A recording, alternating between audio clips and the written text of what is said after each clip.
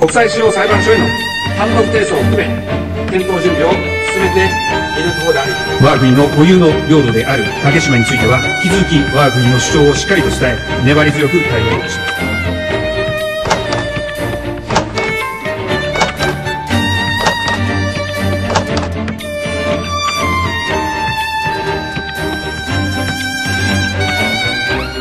그 협정은 사실은 우리 한국 정부가 범한 치명적인 실수입니다. 다른 나라에도 이런 경우가 많아요. 전부 비슷합니다. 근데 유독 한일 간의 어협정에서만 잠정조치 수역 속에 분쟁의 소지가 있는 독도가 들어있는 겁니다. 거기가 문제입니다. 전속적 관할 수역의 범위를 한국과 일본은 35해일이 정했습니다. 그러니까 그 가운데 어디가 잠정조치 수역이다.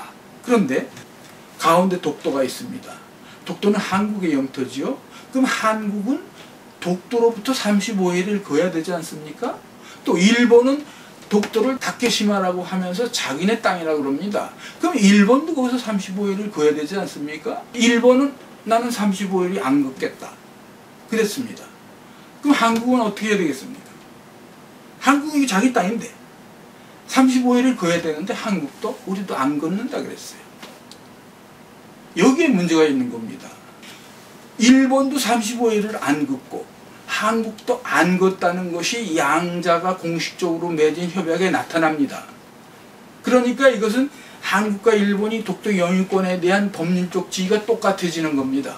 또 동해에 있어서는 역시 아무런 권리도 없는 자가 독도의 그 주변 수역을 한국과 같이 항유하는, 즉 1대0의 관계가 이건 뭐 1대1의 관계가 된, 당시에 우리가 IMF 관리 체제 하에 있을 때 협상력이 상당히 떨어져 있을 때 섣불리 협상에 임해가지고 아주 그 막대한 손실을 가져온 그런 일종의 불평등 조약이라고 생각합니다.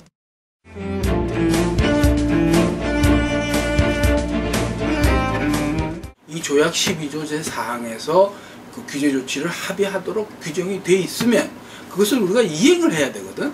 근데 우리가 거부를 하고 있어. 근데 그것을 이제 시행을 그대로 하는 순간에 공동관리가 시작되는 거야. 공동관리가 시작되면 우리의 영토 주권의 배타성이 훼손되는 거야. 이걸 외교부 사람들이 모를 리가 있습니까? 그 국제법 전문가들인데. 그래서 이 조약을 다 체결해 놓고 한국 정부가 12조 사항에 대해서는 우리가 합의할 수 없다. 거부를 했어. 이런 합의는 완전한 합의가 아니죠. 이런 조약을 우리가 소위 예비적 조약이라고 그래. 그러면 이 조약은 소위 발효된 지 17년이나 되는 이 조약이 아직도 프리리미너리 트리티야.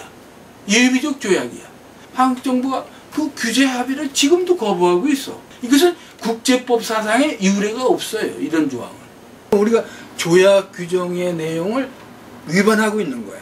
그 문제를 문제 삼으면 일본이 일방적으로 이 조약을 벌써부터 없앨 수 있어. 근데 일본은 한국이 그렇게 부당한 거부를 하는데도 절대로 문제 삼지 않아. 그거를. 왜? 이 조약은 예비적 조약이든 뭐든 존재하는 것 그 자체로서 일본 국익이 굉장히 이익이야. 일본이 독도 영유권을 다케시마라고 하면서 주장하기 위한 법률적 지위를 말할 수 없이 고양시켜줬어.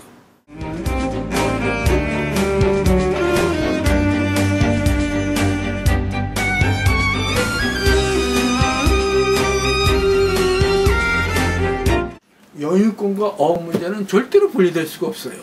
왜냐하면 어업이라고 하는 것은 이 영토 주권에서 발원된 권한이 어업권이기 때문에 어업 문제와 영유권은 절대로 분리할 수가 없어요.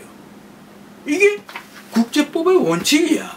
그러면 한국과 일본이 이 문제에 대해서는, 이 소위 어업협정에 대해서는 우리가 어업 문제와 영유권 문제는 분리한다 라고 합의할 수 있어. 그것은 양 당사국이 자기 마음대로 정한 것이지 그것이 국제법 원칙이 아니야.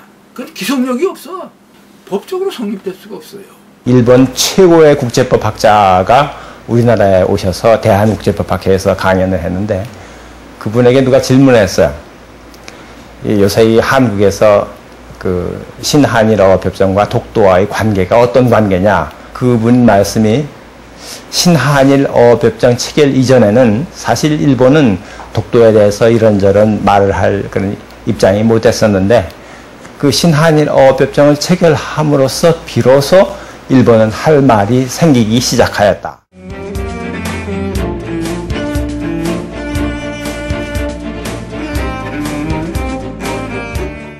맨키 에크레오 판결은 사실은 이제 유명한 판결입니다. 그것은 판결에서 기속력을 발휘하는 것은 그 수많은 판결문의 얘기가 다 쓰는 게 아니고 그 중에서 판결 이유로 쓴 그 부분만이 기속력이 있는 거야. 실효적 점유를 인정하기 때문에 이것은 영국의 섬이다 하면 실효적 점유에 관한 부분이 판결 이유야. 이 합의는 뭐 영유에 관한 합의가 아니다. 이것은 어업에 관한 합의다. 그런 게 한 줄이 있으니까 그만 반가워가지고 이걸 썼어요. 근데 사실은 국제 판결에서 판례를 쓸 때는 그렇게 쓰는 게 아니야. 소위 맨키 에크레오 케이스를 갖다가 인용하려면 그것이 레이시오 데시덴디냐. 레이시오 데시덴디가 돼야만 영유권과 어업 문제는 분리된다라고 말할 수 있어.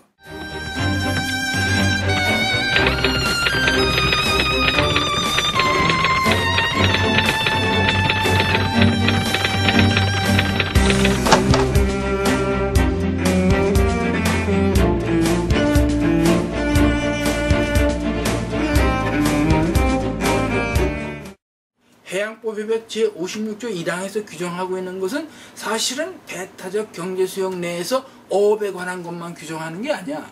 어업은 7개 중에 하나야. 배타적 경제수역 제도라고 하는 것은 어업에 관한 것만이 아닌데 지금껏 그러한 7가지에 대해서 아무런 조약이 없어. 다 무협정 상태야.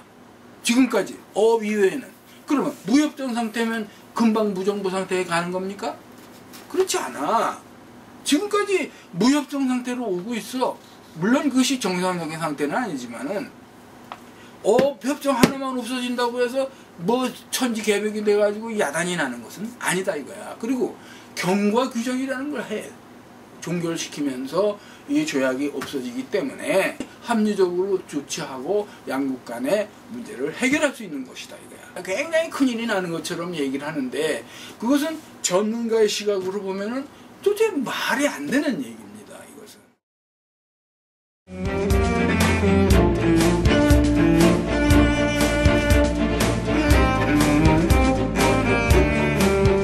사실은 이 어업협정을 맺을 때 2000년도 어간에는 우리가 그쪽에 많이 잡아야 돼. 고기가 이쪽에는 없고 거기 많다 이거야. 이 사태가 점점 호전되는 거야. 이제 한국 어부들이 일본 쪽으로 가라 그래도 안 가 이제는.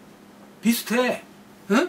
그래서 처음에는 그 서로 합의한 어획량을 막 50% 40% 다 가서 잡았는데 지금 여기 보면 18%야. 일부만 가서 잡아오는 거야. 일부만. 그러니까 우리가 얘기하는 것처럼 이 어업협정이 없어지면 막 큰일 난다. 막 양쪽 어부들이 칼부림 난다 이러는데 그렇지 않습니다.